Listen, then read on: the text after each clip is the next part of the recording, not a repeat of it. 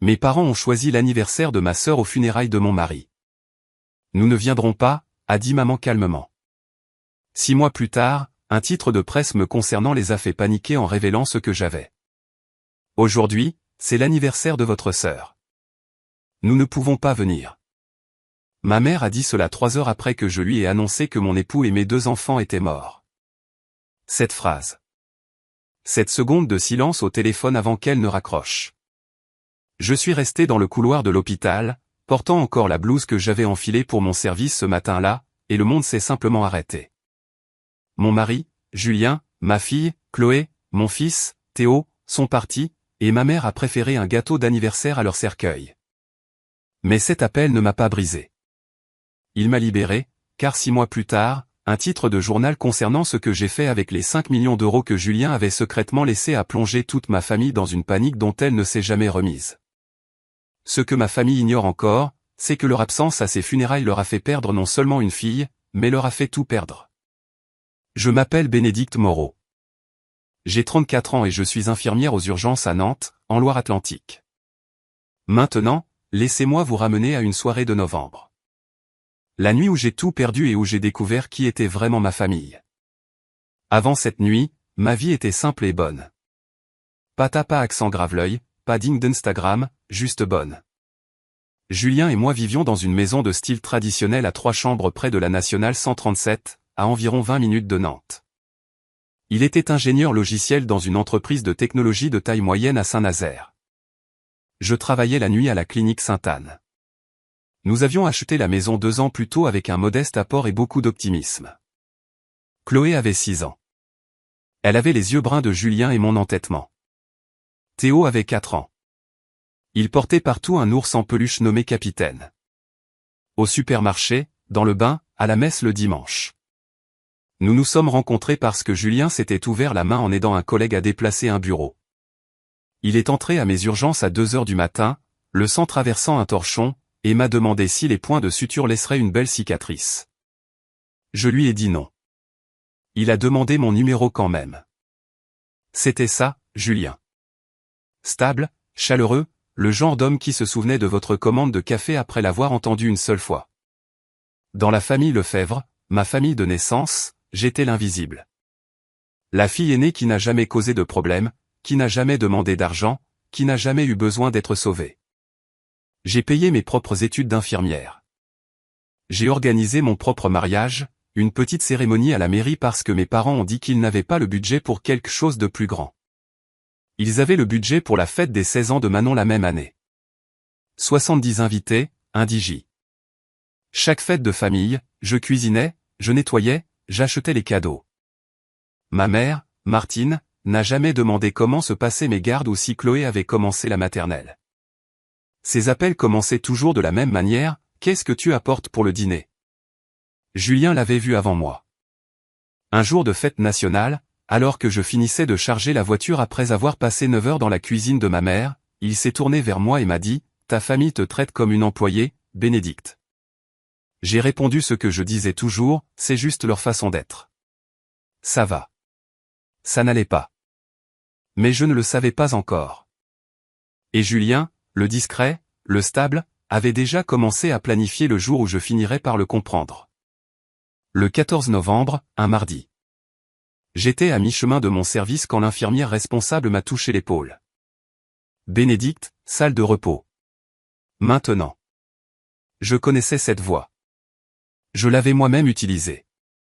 Le ton prudent et contrôlé que nous réservions pour annoncer la pire nouvelle qu'une personne puisse entendre. Je l'ai suivi dans le couloir. Mes jambes le savaient déjà. 2 gendarmes se tenaient à l'intérieur. L'un tenait son képi contre sa poitrine. L'autre n'osait pas me regarder. Madame Moreau, il y a eu un accident sur la D751. Julien avait été chercher Chloé et Théo au cours de natation à la MJC. Ils étaient à 7 minutes de la maison. Un homme nommé Gérard Fauchon, 41 ans, avec un taux d'alcoolémie 2 fois supérieur à la limite légale, a grillé un feu rouge à 85 km/h et a percuté le côté passager de notre Honda Accord. Julien est mort sur le coup. Chloé est morte dans l'ambulance. Théo a atteint la clinique Sainte-Anne, mon hôpital, mes urgences, mais j'étais dans la salle de repos quand ils l'ont amené. Il était parti avant que je n'atteigne la salle de déchocage. 3 minutes. C'est ce que le gendarme a dit. 3 minutes entre ma salle de repos et le dernier souffle de Théo. Je ne me souviens pas m'être assise. Je me souviens du sol, du linoléum froid, du néon bourdonnant au-dessus de moi comme s'il ne savait pas que le monde venait de s'effondrer. Ma collègue Angélique s'est agenouillée à côté de moi. Elle n'a rien dit. Elle a juste tenu ma main. À un moment donné, je ne sais combien de temps après, j'ai pris mon téléphone. Mes mains tremblaient si fort que je pouvais à peine déverrouiller l'écran. J'ai appelé ma mère. C'était un réflexe, primal. Quand tout s'effondre, on appelle sa mère. Le téléphone a sonné 4 fois. J'ai entendu de la musique en fond sonore. Des rires. La voix de Manon chantant faux. Puis ma mère a répondu, « Allô, Bénédicte. Fais vite. On va couper le gâteau. » Maman. Ma voix s'est brisée sur le mot. Julien est mort. Chloé et Théo sont morts. J'ai besoin de toi. Silence. 3 secondes. 5. J'entendais la fête derrière elle. Quelqu'un qui trinquait. Un enfant qui riait. Puis la voix de ma mère s'est faite plus basse, comme elle le faisait toujours quand elle ne voulait pas que les invités entendent quelque chose de désagréable. Bénédicte, je t'entends. C'est terrible. Mais aujourd'hui, c'est l'anniversaire de Manon. Nous avons 30 personnes ici. On ne peut pas partir comme ça. J'ai pressé le téléphone contre mon oreille, croyant avoir mal entendu. Maman, mon mari, mes enfants, ils sont partis. Je sais, ma chérie. Mais qu'est-ce que tu veux que je fasse maintenant? Manon serait dévastée si nous quittions sa fête. Appelle ton amie, celle de l'hôpital. Elle t'aidera. Je t'appellerai demain. D'accord. Elle a raccroché. 21h47. 3 minutes et 12 secondes. Je le sais, car j'ai fixé le journal d'appel pendant 1 heure après. J'ai appelé mon père ensuite. Dominique Lefebvre a répondu à la 2e sonnerie. J'ai pu entendre qu'il sortait dehors, le grincement de la porte moustiquaire. Le vent contre le combiné. Papa, est-ce que maman t'a dit? Une pause, puis, oui, ma grande. Elle l'a mentionné. On passera te voir la semaine prochaine. Tiens bon. Il a raccroché aussi. Un dernier appel. Manon. Elle est tombée sur la messagerie vocale. J'ai laissé un message. Je ne me souviens pas de ce que j'ai enregistré. 2 heures plus tard, elle m'a répondu par SMS, « Maman m'a tout dit. Désolé, appelle-moi demain. » Je suis resté assise sur ce sol d'hôpital jusqu'à ce que mon cadre de service me trouve à minuit. 3 appels, 3 occasions pour ma famille de se montrer. 3 portes claquées. Et c'est à ce moment-là que j'ai compris quelque chose que j'avais passé 34 ans à prétendre être faux. Ma famille ne m'avait pas oublié. Ils n'étaient pas confus ou dépassés. Ils ont regardé le pire jour de ma vie, ont préféré un gâteau industriel et des ballons, et ont fait leur choix. L'enterrement a eu lieu un samedi, le 18 novembre. Il pleuvait, une pluie froide et constante de Loire-Atlantique qui a transformé l'herbe du cimetière en boue. Le pasteur Grace Durand de l'église communautaire de Vertou a présidé. Elle avait baptisé Chloé et Théo. Quand je lui ai dit ce qui s'était passé, elle est venue chez moi à 6 heures du matin avec du café et un classeur plein d'options de prestataires. Elle n'a pas posé de questions sur ma famille. Elle a juste dit, dites-moi ce qu'ils aimaient. Chloé aimait les papillons. Théo aimait son ours capitaine. Julien aimait Johnny Hallyday. Nous avons donc joué si je dois rester derrière pendant que la pluie tambourinait contre la toile de la tente, et je me suis tenu devant 3 cercueils, un de taille normale, 2 incroyablement petits, essayant de dire au revoir à mon monde entier. Mes collègues sont venus, Angélique, Denise, Marc, le docteur le roi des urgences.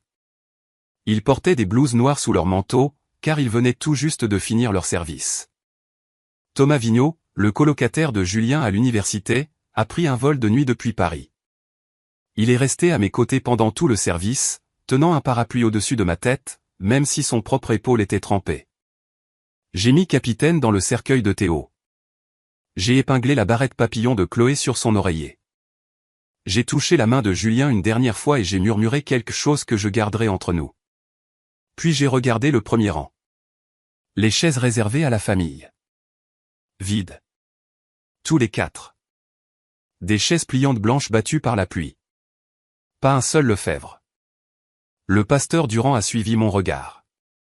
Elle a atteint ma main et serré mon poignet. Elle n'a rien dit. Elle n'en avait pas besoin. Après l'inhumation, Thomas m'a aidé à porter les fleurs jusqu'à la voiture. Il s'est arrêté côté conducteur et m'a regardé avec une expression que je peux encore imaginer. De la confusion mêlée à quelque chose de plus vif. Bénédicte, où est ta famille? J'ai secoué la tête. C'était tout ce que j'ai pu faire. Thomas m'a regardé longuement, la pluie coulant sur son visage. Il a hoché la tête une fois. Il n'a pas redemandé, mais je le savais. Il enregistrait mentalement. Quelque part derrière ses yeux de journaliste, une horloge venait de se mettre à tourner. Une semaine après l'enterrement, ma mère a appelé. J'ai failli ne pas répondre, mais 34 ans de conditionnement sont difficiles à annuler en 7 jours. Mon pouce a appuyé sur le bouton vert avant que mon cerveau ne réagisse. Bénédicte, Thanksgiving est jeudi prochain. Tu apportes la gratinée aux haricots verts? Manon veut celle aux haricots verts. J'ai tenu le téléphone loin de mon oreille et je l'ai fixé comme si l'écran pouvait se réorganiser en quelque chose de logique. 3 cercueils, 7 jours, et ma mère me demandait de la gratiner. Maman, je viens d'enterrer ma famille. Je sais, ma chérie. C'est exactement pour ça que tu dois être entourée. Viens pour Thanksgiving. Ce sera bon pour toi. Être assise seule dans cette maison n'est pas sain. Sa voix était chaleureuse, inquiète, raisonnable. Si vous aviez intercepté la conversation sans contexte, vous auriez pensé qu'elle était une mère attentionnée tendant la main à sa fille en deuil. C'était ça, Linda Lefebvre. Elle avait toujours l'air d'avoir raison. Mais j'entendais la machinerie en dessous. Viens pour Thanksgiving, apporte le plat, assieds-toi dans la cuisine, serre la famille, souris, fais le numéro. Et au moment du dessert, l'enterrement serait devenu un désagrément survenu le mois dernier, classé entre les factures de dentiste de Manon et le projet de garage de papa. Je ne peux pas faire ça, maman. Ne sois pas dramatique. Nous sommes ta famille. J'ai raccroché. Aucune explication, aucune discussion. Première fois de ma vie. Elle a rappelé 4 fois. J'ai laissé sonner. Elle a laissé un message vocal. Bénédicte, c'est ridicule. Tu ne peux pas juste nous fermer la porte au nez. Rappelle-moi.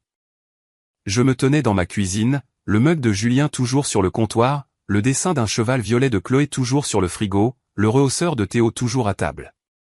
Et j'ai compris quelque chose avec une clarté absolue. Si je retournais à cette table de Thanksgiving, je n'en partirais jamais. Je passerais le reste de ma vie à servir des gens qui n'ont pas daigné assister aux funérailles de mes enfants. Cela n'allait pas arriver. Plus maintenant. J'ai tapé un seul message dans le chat de groupe familial. Pas de majuscule, pas de point d'exclamation, juste « j'ai besoin d'espace ». S'il vous plaît, ne me contactez pas. Je vous appellerai quand je serai prête. Puis j'ai posé le téléphone et j'ai attendu. La réponse de Martine est arrivée en 90 secondes, c'est inacceptable. Tu n'as pas le droit de disparaître comme ça pour cette famille. Dominique, 2 minutes plus tard, ta mère est très contrariée. Appelle-la s'il te plaît. Manon, 1 heure plus tard, waouh. Ok. J'imagine que je n'ai plus de sœur. Cool. J'ai bloqué les 3 numéros. J'ai mis le chat de groupe en sourdine. Je me suis assise sur le bord de mon lit dans une maison qui sentait encore le après-rasage de Julien et j'ai laissé le silence s'installer autour de moi comme de la neige. Le lendemain matin, j'ai appelé une thérapeute. Le docteur Éléonore Simon avait un bureau sur l'avenue de l'Asile, un nom de rue malheureux pour une conseillère en deuil, mais elle était très recommandée. Petite pièce, 2 fauteuils, une boîte de mouchoirs sur chaque surface. Lors de notre première séance, elle m'a posé une question qui m'a coupé le souffle. Quand votre famille est-elle venue à vous pour la dernière fois? J'ai ouvert la bouche, je l'ai refermée, j'ai pensé aux anniversaires, aux remises de diplômes, aux premiers pas de Chloé, aux premiers mots de Théo. J'ai pensé à qui était là et qui n'y était pas. La réponse est restée dans ma poitrine comme une pierre. Silence. Le docteur Simon a hoché la tête. Elle n'a pas insisté. Nous commencerons par là, a-t-elle dit. J'ai repris le travail la semaine suivante. Mes collègues ont géré sans que j'aie besoin de demander. Angélique a échangé des quarts. Marc s'est occupé de mes dossiers. Le docteur Leroy m'a assigné des cas de moindre urgence jusqu'à ce que je retrouve mes marques. Une nuit, une victime de conduite en état d'ivresse est arrivée. 19 ans, bassin fracturé. J'ai réussi à atteindre le placard à fourniture avant que mes genoux ne flanchent. Thomas Vigneault a appelé cette même semaine. Juste pour prendre de tes nouvelles. Comment vas-tu? Vraiment? Je survis, je lui ai dit. C'est suffisant pour l'instant. L'avocat de Julien m'a appelé. Thomas a dit. Maître Robert Kerry. Il doit vous parler de certains papiers que Julien a déposés. Tu le connais? Je ne connaissais pas. Je ne savais même pas que Julien avait un avocat. Le bureau de Maître Kerry se trouvait au 2e étage d'un immeuble en briques à Carquefou, au-dessus d'une boulangerie qui imprégnait toute la cage d'escalier d'une odeur de pain au levain. C'était un homme grand, la cinquantaine, avec des lunettes de lecture et une poignée de main qui ressemblait à une promesse. Julien et moi étions à l'université de Rennes ensemble, a-t-il dit en s'installant dans son fauteuil. Nous sommes restés en contact. Il est venu me voir environ 8 mois avant l'accident. 8 mois? Cela aurait été en mars. À peu près au moment où Julien avait commencé à verrouiller sa porte de bureau à clé 1 heure chaque dimanche soir. J'avais supposé qu'il travaillait. Maître Kerry a glissé une enveloppe manille sur le bureau. Julien a souscrit une police d'assurance vie temporaire 8 mois avant l'accident. 5 millions d'euros. Vous en êtes l'unique bénéficiaire. Il a marqué une pause. Parce que la police avait moins de 2 ans, la compagnie a mené une enquête de routine. Cela a pris environ 4 mois, mais tout a été vérifié. Julien était en parfaite santé lorsqu'il a fait la demande. L'accident était entièrement dû à l'autre conducteur, et il n'y avait aucun doute sur la réclamation. Les fonds sont prêts pour le décaissement. Je n'ai pas bougé. Le chiffre n'a pas été enregistré au début. Il était trop gros, trop étranger, comme entendre un mot dans une langue que je ne parlais pas. 5 millions. Il gagnait bien sa vie au cabinet. Excellente santé, non-fumeur, 35 ans. Les primes étaient gérables. Il avait tout mis en place spécifiquement parce que... Maître Kerry a marqué une pause, choisissant ses mots. Il m'a parlé de votre situation familiale, Bénédicte. Pas en détail. Il a juste dit, si quelque chose lui arrive, elle sera seule. Sa famille ne l'aidera pas. Je dois m'assurer qu'elle soit prise en charge. Il y avait une lettre dans l'enveloppe. L'écriture de Julien, le gribouillis de gaucher dont je me moquais. Je ne l'ai pas lu au bureau. Cela me semblait trop public, mais Maître Kerry m'a dit la dernière phrase. Il a dit que Julien lui avait demandé de le faire si je semblais hésitante, tu t'occupes toujours de tout le monde. Laisse-moi prendre soin de toi une dernière fois. J'ai pressé l'enveloppe contre ma poitrine et j'ai pleuré. Pas les pleurs creux et choqués du sol de l'hôpital. C'était différent. C'était chaleureux. C'était le deuil d'avoir été aimé si complètement par quelqu'un qui savait toujours que les personnes qui auraient dû me protéger ne le feraient jamais.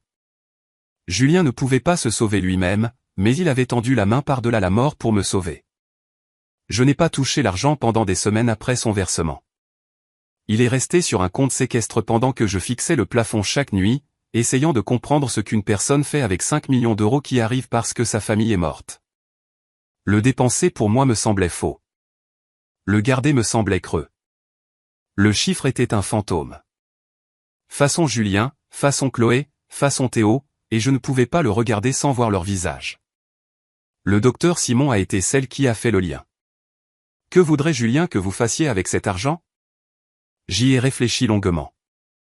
J'ai pensé à la victime de conduite en état d'ivresse de 19 ans dans mes urgences, dont la mère était assise dans la salle d'attente pendant 6 heures dans les mêmes vêtements qu'elle portait lorsque la police s'était présentée à sa porte. J'ai pensé aux nuits après l'enterrement de Julien où je ne pouvais pas dormir et où je cherchais sur Google de l'aide financière pour les familles de victimes de chauffards, et où je ne trouvais presque rien en Loire-Atlantique.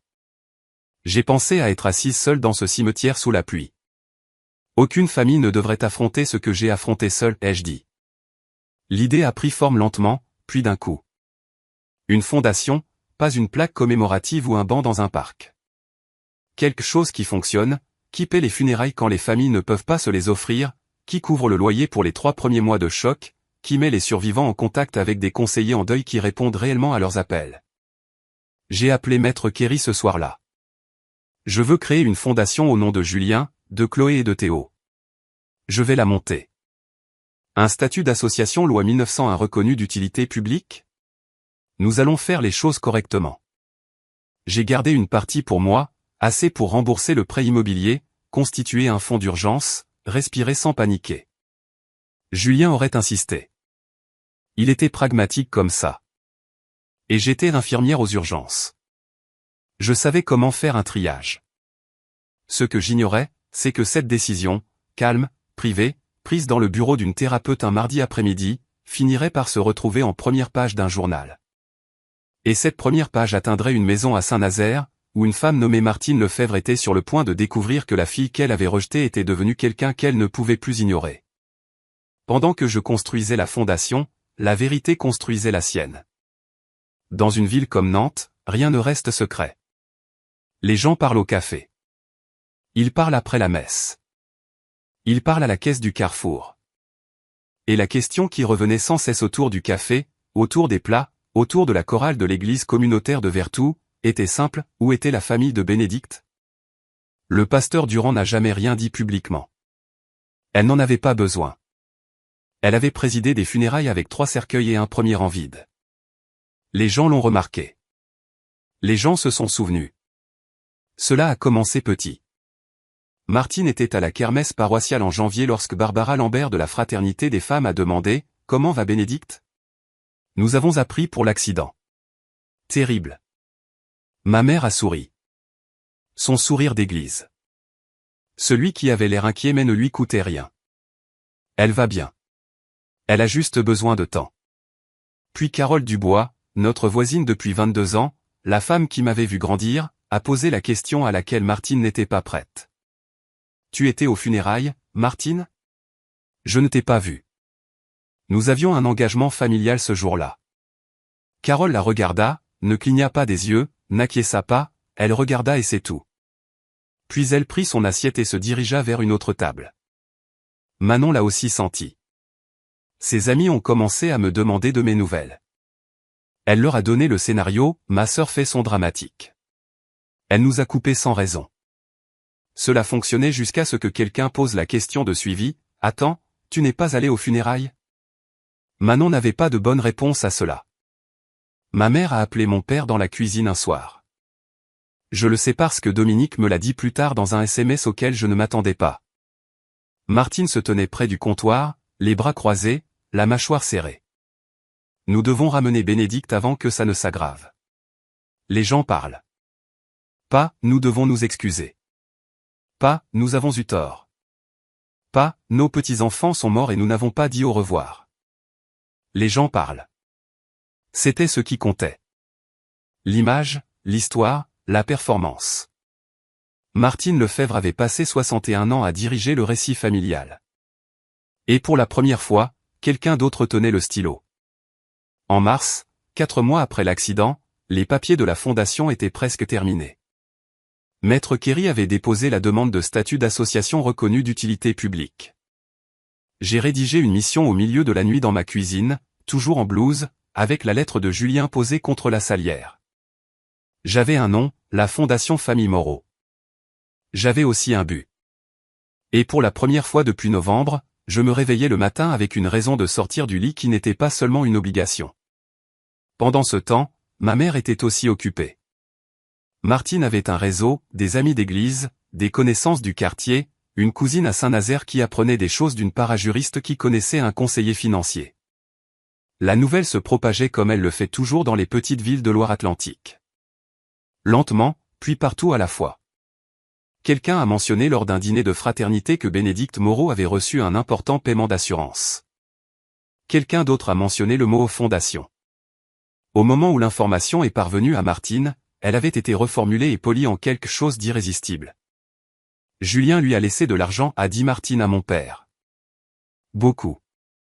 Combien, a demandé Dominique. Assez pour qu'elle crée une sorte d'œuvre de charité. Je peux imaginer mon père à cet instant, assis dans son fauteuil inclinable, une bière sur la coudoir, fixant la télévision en sourdine, faisant les comptes, pas les comptes émotionnels, les comptes financiers. Peut-être que nous devrions l'appeler, a-t-il dit. Mais Martine était plus rusée qu'un simple appel téléphonique. Elle savait que je les avais bloqués, alors elle est allée voir le pasteur Durand à la place. Pasteur, ma fille est en deuil et elle nous repousse tous. Nous sommes inquiets pour elle. Pourriez-vous nous aider à rassembler la famille? Peut-être une réunion de prière, quelque chose de doux. Le pasteur Durand a écouté. Elle a hoché la tête lentement. Elle a dit, je vais y réfléchir, Martine. Mais plus tard dans la nuit, seule dans son bureau, Grâce Durand s'est assise avec le souvenir de 3 cercueils et 4 chaises vides, et elle a réfléchi très attentivement à ce que signifiait le doux pour une femme comme Martine Lefebvre. 2 semaines plus tard, Thomas Vigneault a appelé. Bénédicte, j'ai proposé à mon rédacteur en chef un article sur la défense des victimes de conduite en état d'ivresse en Loire-Atlantique. J'ai mentionné que Julien était un ami. Elle a accepté, à condition que je me concentre sur l'aspect systémique, pas seulement sur votre histoire. Mais votre fondation est la pièce maîtresse. La défense des victimes de conduite en état d'ivresse en Loire-Atlantique. Qu'est-ce qui existe? Qu'est-ce qui manque? Là où il y a des lacunes, votre fondation s'intègre parfaitement. Seriez-vous ouverte à une interview? J'ai hésité. La publicité n'était pas quelque chose que j'avais jamais recherché. J'étais infirmière de nuit aux urgences. Mon idée de prise de parole en public était de lire les notes de triage à un chef de service à 3 heures du matin. Mais Thomas ne me demandait pas de performer. Il me demandait de dire la vérité. Et la vérité était la seule chose qui me restait et qui semblait encore solide. D'accord, ai-je dit, mais je ne fais pas ça pour attirer l'attention. Je sais. C'est pour ça que c'est important. Nous nous sommes rencontrés dans un café près de l'hôpital. Thomas a installé un enregistreur entre nos tasses et m'a laissé parler. Je lui ai parlé de Julien, des points de suture, de la question de la cicatrice, des dimanches soirs derrière une porte de bureau fermée qui se sont avérés être des recherches d'assurance. Je lui ai parlé des papillons de Chloé et de l'ours de Théo. Je lui ai parlé de la fondation et des 5 familles que nous avions déjà identifiées pour notre premier cycle de soutien. Puis il a posé la question, vous avez organisé l'enterrement seul? J'ai remué mon café. Les amis de Julien étaient là. Mes collègues. Mon pasteur. Thomas a attendu. Il était bon en silence. Ma famille de naissance ne l'était pas. Il n'a pas insisté. Il a juste pris des notes. Avant de partir, il a demandé s'il pouvait inclure ce détail. J'y ai réfléchi exactement le temps d'une inspiration. Vous pouvez dire ce qui est vrai. Je ne vous demanderai pas de cacher quoi que ce soit, mais je n'ajouterai pas de drame non plus. Au même moment, et je ne l'ai appris que plus tard, Martine était au téléphone avec Manon. Sa voix avait l'urgence cassante d'une femme qui voit une histoire lui échapper. Nous devons parler à Bénédicte avant que d'autres personnes ne commencent à raconter notre histoire, a ricané Manon. Quelle histoire? Nous n'avons rien fait de mal. Exactement, a dit Martine. Et nous devons nous assurer que les gens le sachent. Thomas m'a dit que l'article prendrait quelques semaines de plus. Il devait interviewer d'autres familles et vérifier les faits auprès de l'Association française des victimes de la route, AFVR, avant que les rédacteurs ne le publient. Les Lefebvre n'avaient aucune idée de ce qui arrivait. Martine a travaillé vite. En une semaine, elle avait coincé le pasteur Durand après le service du dimanche. Pasteur, j'ai prié à ce sujet. Pourrions-nous organiser une petite réunion de réconciliation, juste la famille et quelques amis proches? Rien de formel, juste de la prière et de la conversation. Le pasteur Durand a accepté à contre-cœur, mais elle a posé une condition, je ne ferai aucune pression sur Bénédicte, Martine. Cela doit être son choix. Bien sûr, a dit ma mère. Bien sûr. Puis Martine est rentrée chez elle et a appelé toutes les femmes de sa liste de contacts. Samedi, ce qui devait être une petite réunion de famille avait enflé pour atteindre 20 personnes, tout le conseil de la fraternité des femmes, 3 couples du quartier, et Carole Dubois. Que Martine avait spécifiquement invité parce que la question précédente de Carole à la kermesse lui brûlait encore. Martine voulait un public. Elle voulait des témoins qui la verraient pleurer, la verraient tendre la main, et conclurait que Bénédicte était le problème. L'invitation m'est parvenue via un SMS d'un numéro que je ne reconnaissais pas. Martine avait emprunté le téléphone d'une amie. Bénédicte, le pasteur Durand organise une réunion de prière familiale ce dimanche. Tout le monde à l'église veut te voir. S'il te plaît, viens pour la mémoire de tes enfants. Pour la mémoire de tes enfants. Elle utilisait leur nom comme une monnaie d'échange. J'ai appelé le pasteur Durand immédiatement. Avez-vous organisé cela? Grâce a soupiré. Ta mère a demandé un petit rassemblement. J'ai accepté, mais je viens d'apprendre qu'elle a invité la moitié de la congrégation. Bénédicte, je suis inquiète de ce qu'elle prépare. Je suis restée assise dans ma voiture sur le parking de l'hôpital et j'y ai réfléchi longuement. L'ancienne Bénédicte serait restée chez elle, se serait protégée. Mais l'ancienne Bénédicte aurait aussi apporté une gratinée au Thanksgiving 3 semaines après avoir enterré ses enfants. Je n'étais plus elle. J'y serai, ai-je dit à Grace. Pas pour ma mère, pour moi. Grace a été silencieuse un instant. Alors, je veux que tu saches quelque chose. J'ai dit à ta mère que j'étais aux funérailles ce jour-là. Elle n'a pas cligné des yeux, Bénédicte. Elle n'a même pas cligné des yeux. Dimanche, 14 h, la salle paroissiale de l'église communautaire de Vertou. Je suis entré et j'ai compté. 22 personnes, des chaises disposées en demi-cercle lâche, une cafetière sur une table pliante, une assiette de biscuits que quelqu'un avait apporté parce qu'en Loire-Atlantique, même les embuscades viennent avec des pâtisseries. Ma mère était assise au premier rang. Elle portait sa robe lavande d'église, celle qu'elle réservait pour les occasions où elle voulait paraître douce.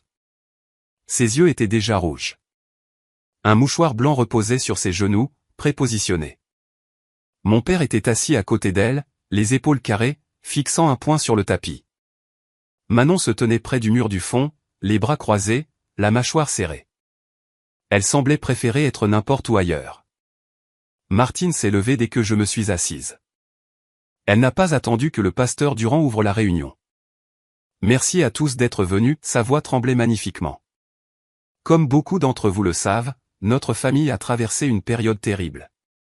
Ma fille Bénédicte a perdu son mari et ses enfants dans un horrible accident. Nous avons essayé d'être là pour elle, mais elle nous a repoussés. Elle a tamponné un œil avec son mouchoir. Nous avons le cœur brisé. Tout ce que nous voulons, c'est récupérer notre fille. Murmure, hochement de tête, regard compatissant dirigé vers Martine. Elle était douée pour ça.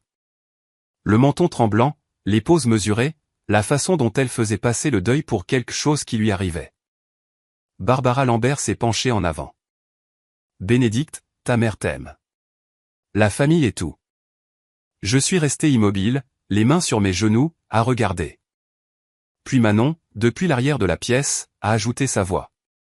Je lui ai envoyé tellement de SMS, elle ne répond même pas. J'ai aussi perdu un beau-frère et un neveu et une nièce, vous savez. 22 têtes se sont tournées vers moi. 22 visages attendant que je m'excuse, que je pleure, que je cède. Je me suis levé. La pièce est devenue silencieuse. Puis-je parler? Je n'ai pas élevé la voix. Je n'en avais pas besoin. Mon mari et mes 2 enfants sont morts le 14 novembre. J'ai appelé ma mère de l'hôpital cette nuit-là. Elle m'a dit qu'elle ne pouvait pas venir parce que c'était l'anniversaire de Manon. La pièce était déjà silencieuse, mais elle s'est alors durcie, comme si l'air lui-même était devenu du verre. Elle a dit, on ne peut pas juste partir. On ira la semaine prochaine. Martine a ouvert la bouche. Ce n'est pas. J'ai le journal d'appel, maman. 21h47, 3 minutes et 12 secondes. Elle a fermé la bouche. Mon père m'a dit de tenir bon. Ma sœur m'a envoyé un emoji qui pleure et m'a dit, appelle-moi demain. Personne n'est venu à l'hôpital. Personne n'est venu le lendemain. Personne n'est venu aux funérailles. J'ai regardé le pasteur Durand. Elle a croisé mon regard et a hoché la tête une fois. Le pasteur Durand était là. Elle peut le confirmer. La voix de Grace était ferme. Les sièges de la famille étaient vides. Quelqu'un au 2e rang a aspiré bruyamment. Carole Dubois s'est couvert la bouche. Barbara Lambert a posé sa tasse de café et ne l'a pas reprise. La composition de Martine s'est fissurée. Juste une fracture, mais visible. Nous avions des engagements. Nous ne pouvions pas juste. Votre engagement était une fête d'anniversaire. J'ai gardé ma voix égale. Mon engagement était d'enterrer ma fille de 6 ans. Personne n'a parlé. Les biscuits sont restés intacts. La cafetière sifflait doucement dans le coin. Je ne suis pas venu ici pour me disputer, ai-je dit. Je suis venu parce que vous avez demandé. Maintenant, vous avez entendu les deux versions. Je suis sorti. Je n'ai pas claqué la porte. Je l'ai fermée comme on ferme un chapitre. En silence, complètement. Sur le parking, des pas derrière moi. Manon. Essoufflé. Bénédicte. Attends. Ce n'est pas juste. Tu nous fais passer pour des monstres. J'ai déverrouillé ma voiture. Je ne vous ai fait passer pour rien, Manon. Je leur ai dit ce qui s'est passé. Elle est restée là, dans le gravier, les bras le long du corps, et pour la première fois, elle n'avait rien à dire. Je suis parti en roulant et dans mon rétroviseur, je pouvais la voir encore debout, plus petite que je ne l'avais jamais vue. 3 semaines après la réunion d'église, l'article de Thomas est finalement paru. Il avait passé le temps supplémentaire à interviewer d'autres familles victimes de conduite en état d'ivresse et des représentants de la FVR, transformant ce qui avait commencé comme mon histoire en quelque chose de plus grand. Le titre trônait en haut de la section des chroniques du dimanche du Anjou actuel.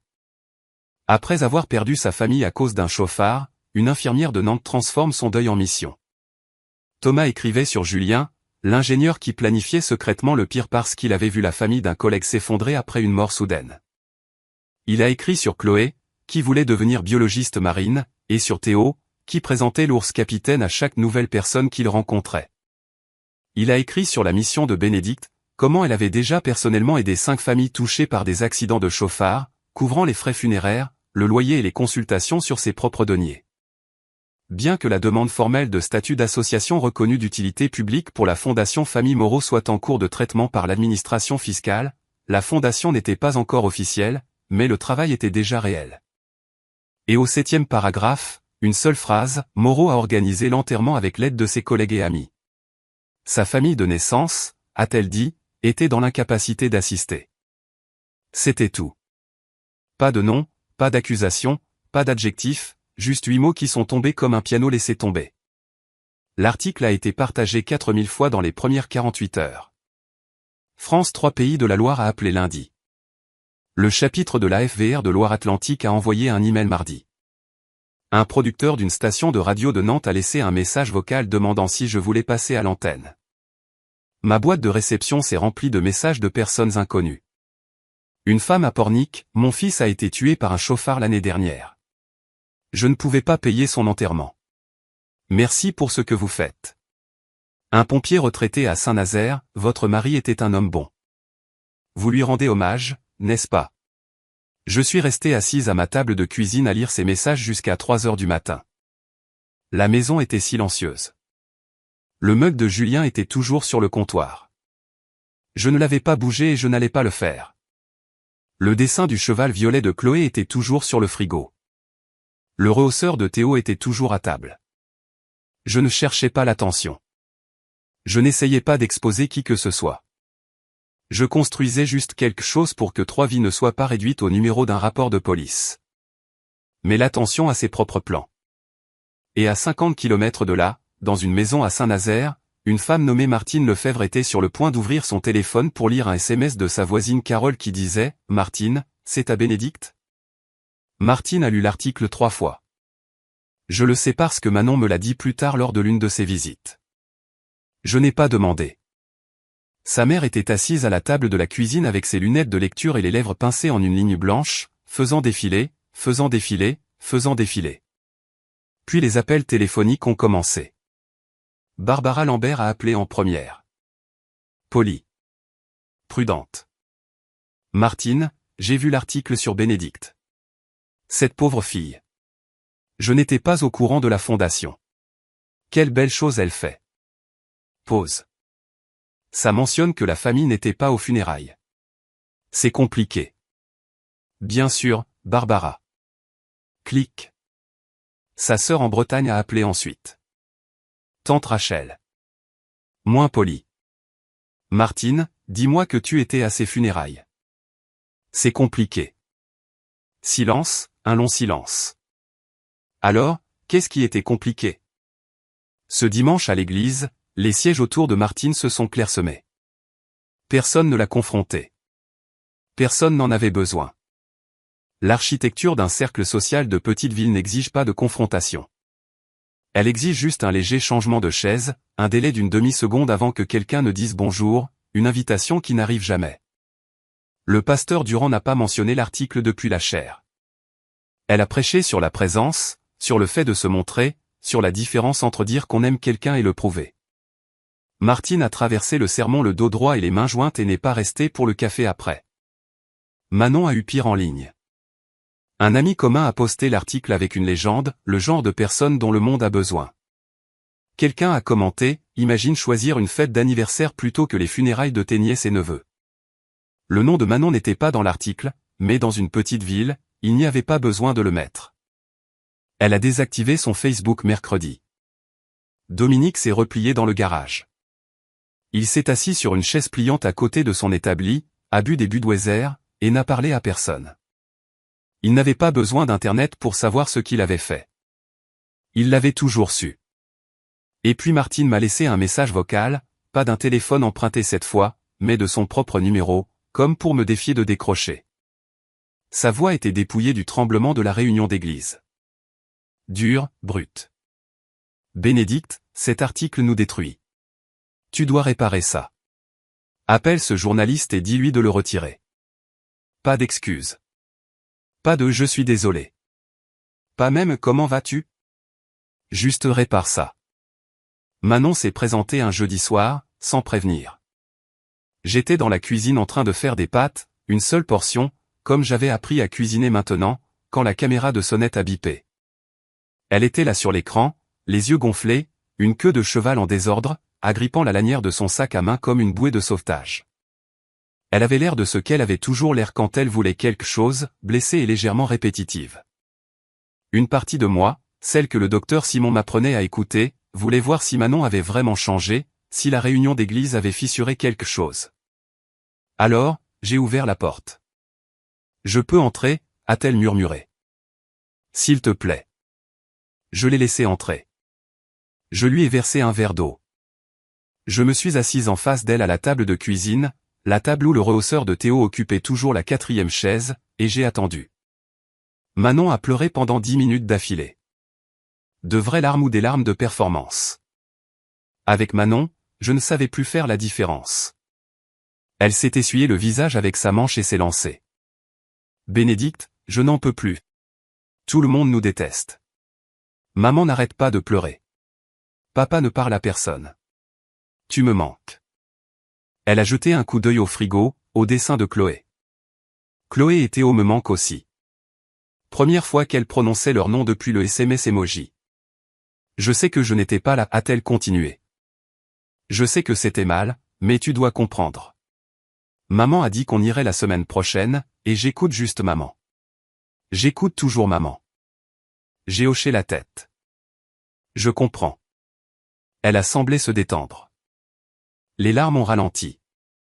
Elle a lissé ses cheveux. Et puis, comme une porte qui s'ouvre pour révéler la pièce derrière elle. La vraie conversation a commencé. Alors, Julien t'a laissé de l'argent, n'est-ce pas? L'article mentionnait la fondation, 5 millions. Elle a essayé de paraître désinvolte. Elle a échoué.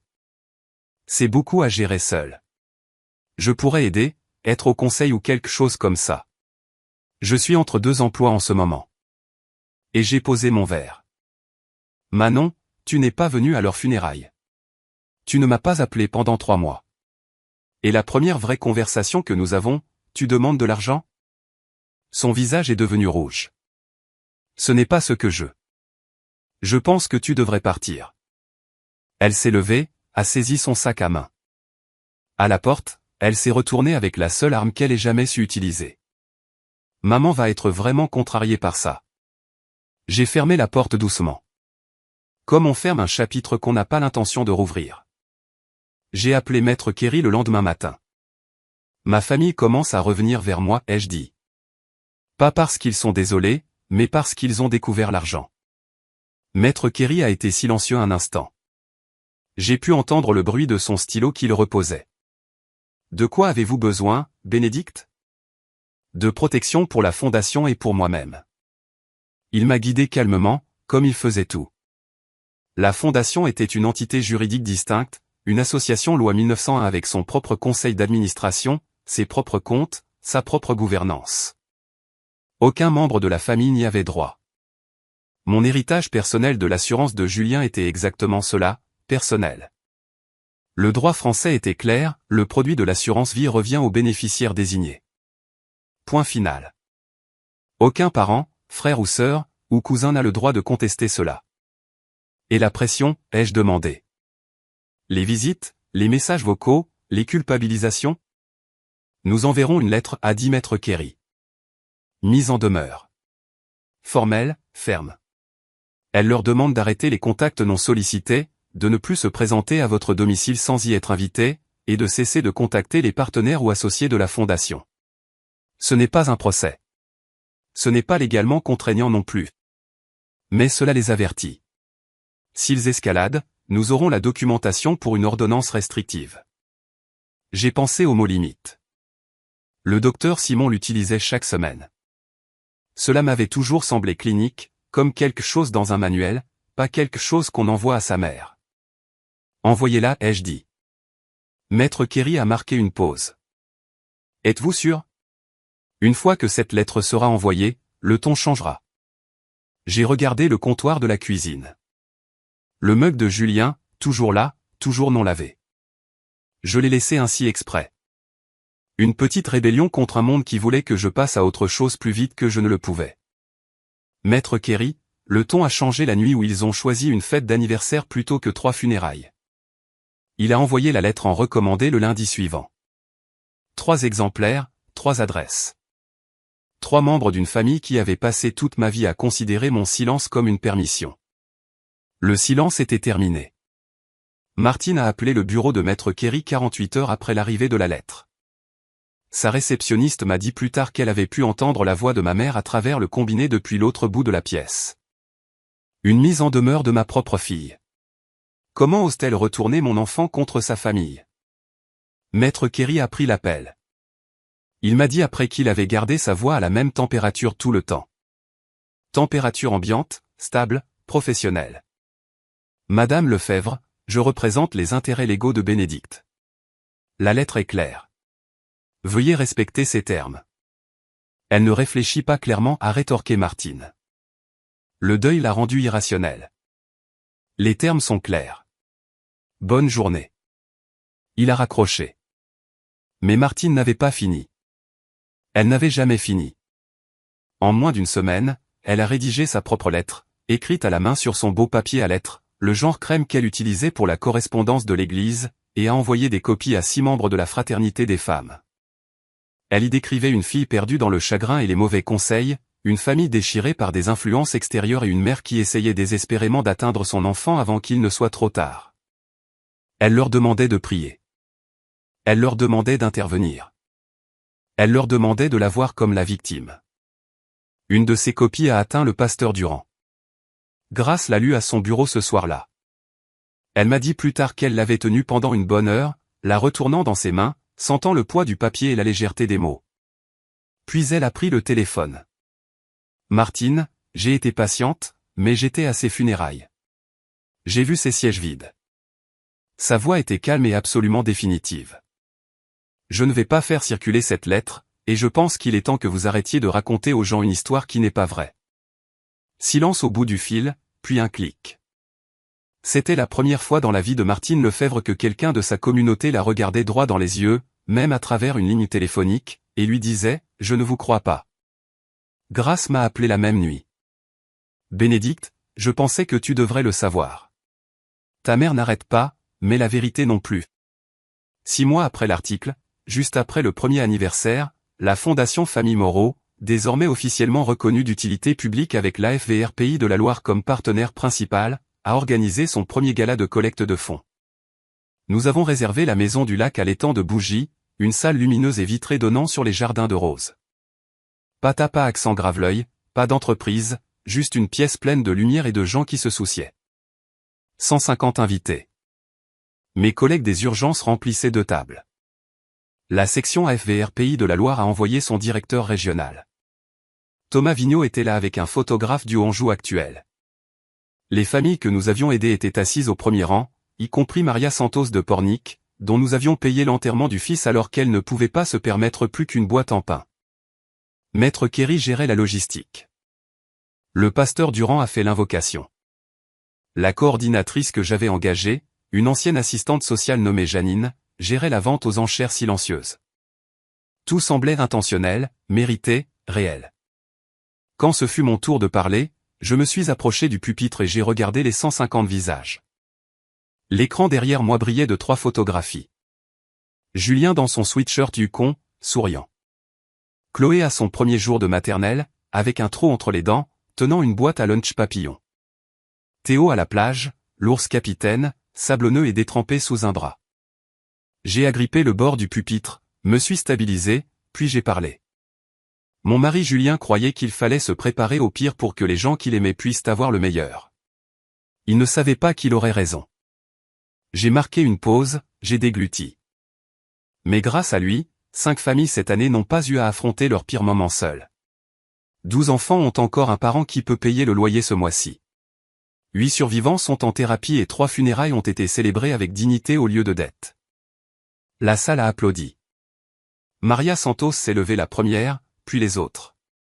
Le photographe de Thomas a capturé le moment. Moi au pupitre, le visage de Julien sur l'écran, l'audience debout. Je ne les ai pas vus au début, mais quand les applaudissements se sont estompés et que je suis descendu de scène, j'ai regardé vers l'arrière de la salle, près de la sortie de secours, à moitié caché derrière un pilier.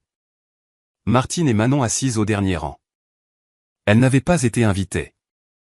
Janine m'a dit plus tard qu'elles étaient entrées pendant le service du dîner, lorsque la table d'accueil était sans surveillance. Elle les avait repérées, mais ne voulait pas créer de scène en plein événement. Ma mère se tenait près du porte-manteau dans sa robe lavante du dimanche, la même robe que pour la réunion d'église. Son armure. Elle a attendu que la foule autour de moi se disperse, jusqu'à ce que je sois seul un instant près de la table des desserts, tenant un verre d'eau que je n'avais pas bu. Et puis elle a traversé la pièce. Bénédicte, sa voix était épaisse, répétée, les yeux luisants sous l'éclairage de l'événement. Je suis si fier de toi. 4 mots que j'avais attendu 34 ans d'entendre. Et ils sont arrivés ici, devant une équipe de tournage, entourée de 150 témoins, lors d'un événement auquel elle s'était incrustée. Le timing me disait tout ce que les mots ne disaient pas. Merci d'être venu, ai-je dit, polie, distante. Comme on salue un collègue qu'on connaît à peine. Martine a tressailli. À peine. Juste un tic au coin de sa bouche. Mais je l'ai vu. On peut parler, a-t-elle chuchoté. Quelque part en privé. Il n'y a rien à discuter en privé qui n'ait déjà été dit publiquement. Je suis ta mère, Bénédicte. Je sais. J'ai maintenu son regard. C'est ce qui faisait mal. Manon est apparue au coude de Martine, essoufflée, comme si elle avait pris du courage depuis l'autre bout de la salle. Bénédicte, s'il te plaît. Nous sommes là. Nous nous sommes montrés. J'ai regardé ma sœur. Elle avait prononcé ces mots comme si cela devait signifier quelque chose. Comme si la présence physique effaçait tout. 6 mois en retard, Manon. Avant que l'une ou l'autre ne puisse réagir, Maître Kerry est apparu à mes côtés. Calme, professionnel, parfaitement synchronisé.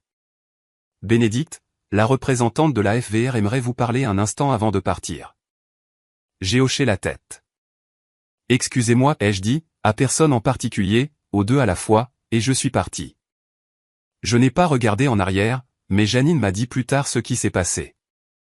Martine se tenait au milieu de cette pièce lumineuse et bondée, tenant un verre d'eau pétillante intact, et personne ne lui a parlé. Personne ne s'est approché. Personne n'a offert de chaise. Manon a tiré sur sa manche, et toutes 2 se sont glissées dehors par la sortie de secours. Pour la première fois de sa vie, Martine Lefebvre est entrée dans une pièce et a découvert qu'elle était la personne la moins importante. Les répercussions sont venues tranquillement. Pas d'explosion, pas de dispute bruyante, juste le réarrangement lent et méthodique des loyautés d'une petite ville. En 2 semaines après le gala, Martine a reçu un appel du bureau de l'église communautaire de Vertou. La fraternité des femmes restructurait son comité de direction. Son poste de coprésidente, un rôle qu'elle occupait depuis 12 ans, le joyau de sa couronne sociale, était confié à de nouvelles voix. Ils l'ont remercié pour ses années de service. Ils lui ont souhaité bonne chance. Le sous-texte était assourdissant. Martine a cessé d'assister au service du dimanche après cela. Le premier dimanche où elle était absente, personne n'a appelé pour prendre de ses nouvelles. Le deuxième dimanche, quelqu'un en a parlé à l'heure du café et Barbara Lambert a dit qu'elle avait probablement besoin de temps. Personne n'a argumenté. Personne n'a semblé désaccordé. Personne n'a attrapé le téléphone. Le voisinage a aussi changé. Carole Dubois a organisé la fête de quartier annuelle en juin. Une tâche que Martine s'était attribuée pendant 9 années consécutives. La liste des invités est sortie. Le foyer Lefebvre n'y figurait pas. Manon a perdu son cercle petit à petit. D'anciens amis ont cessé de lui répondre. Un chat de groupe où elle était depuis le lycée est devenu silencieux dès qu'elle postait quelque chose. Elle a commencé à voir un thérapeute en avril. Que ce soit par remords sincère ou par survie sociale, je ne sais honnêtement pas. Peut-être les deux. Les gens sont compliqués, même ceux qui vous blessent. Puis un mardi soir, mon téléphone a vibré avec un SMS d'un numéro non enregistré. J'ai failli le supprimer, mais quelque chose m'a fait le lire. J'aurais dû dire quelque chose cette nuit-là. Je le sais maintenant. Je suis désolé, ma grande. Pas à cause de l'article, parce que j'avais tort. Papa. Je l'ai lu 2 fois, 3 fois. Puis je l'ai montré au docteur Simon lors de notre prochaine séance. Comment vous sentez-vous, m'a-t-elle demandé. J'y ai réfléchi. Vraiment réfléchi. Comme une porte que je n'ai pas besoin d'ouvrir tout de suite, mais peut-être un jour. J'ai sauvegardé le message. Je n'ai pas répondu. Pas encore. 1 an. Le 14 novembre à nouveau. Un mardi, comme le premier. Même ciel gris de Loire-Atlantique. Même froid humide qui se glisse sous votre col et y reste. J'ai conduit au cimetière avant le travail. Les tombes étaient nettes. J'ai payé pour l'entretien et je leur rends visite le 1er et le 15 de chaque mois. Mais ce jour était différent. C'était l'anniversaire. Celui dont on vous avertit. J'ai apporté des fleurs fraîches. Des tournesols pour Julien parce qu'il disait que les roses étaient ennuyeuses. Un petit bouquet de marguerites en forme de papillon pour Chloé. Le fleuriste avait commencé à les faire spécialement pour moi. Et pour Théo, un nouveau capitaine. L'original était enterré avec lui, mais je maintenais une rotation. Cela me semblait juste. Cela semblait être quelque chose qu'il comprendrait. Je me suis assise sur l'herbe entre les 3 pierres et je leur ai parlé comme je le faisais toujours, à voix haute. Sans gêne. Comme je parlais à Julien pendant qu'il cuisinait et que je pliais le linge dans la pièce d'à côté. Je leur ai parlé de la fondation, de Maria Santos, dont le fils avait maintenant une pierre tombale au lieu d'un numéro, de la famille de Nantes-Centre dont le propriétaire était sur le point de les expulser une semaine après l'accident de leur fille. Du conseiller en deuil que nous avions embauché à temps plein en janvier. J'ai parlé à Julien de sa lettre, comment je la gardais dans ma table de chevet et lisais la dernière phrase chaque fois que la maison devenait trop silencieuse, comment j'avais enfin compris ce qu'il faisait ces dimanches soirs. Pas se cacher de moi, mais construire un mur entre moi et le pire scénario. Tu disais toujours que je prenais soin de tout le monde sauf de moi-même, ai-je murmuré. J'essaie, Julien. J'essaie vraiment. Le vent s'est levé. Les tournesols se sont penchés sur le côté.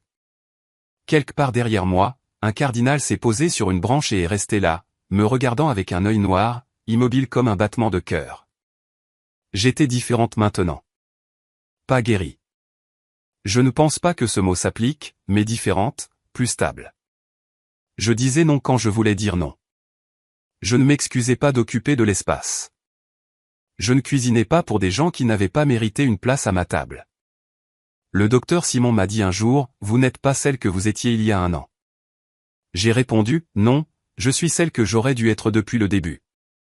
Si vous écoutez en ce moment et que vous reconnaissez votre famille dans cette histoire, le rejet, les culpabilisations, la façon dont ils vous font sentir que votre douleur est un désagrément, je veux que vous entendiez ceci. Vous n'êtes pas folle. Vous n'êtes pas dramatique. Vous n'êtes pas ingrate. Établir des limites avec sa famille est la chose la plus difficile que j'ai jamais faite. Plus difficile que les gardes de 12 heures aux urgences. Plus difficile que de lire la lettre de Julien pour la première fois. Encore plus difficile que de me tenir devant ces 3 cercueils sous la pluie. Parce qu'avec le deuil, au moins le monde comprend. Les gens vous apportent des fleurs. Ils baissent la voix. Ils vous laissent de l'espace. Mais quand vous établissez une limite avec votre famille, la moitié du monde vous dit que vous avez tort. C'est toujours ta mère. Le sang est plus épais que l'eau. Tu le regretteras quand elle sera partie. J'ai entendu tout cela de la part de collègues, de voisins, d'étrangers bien intentionnés dans les commentaires de l'article de Thomas, et je comprends pourquoi les gens disent ces choses. Ce ne sont pas de mauvaises personnes.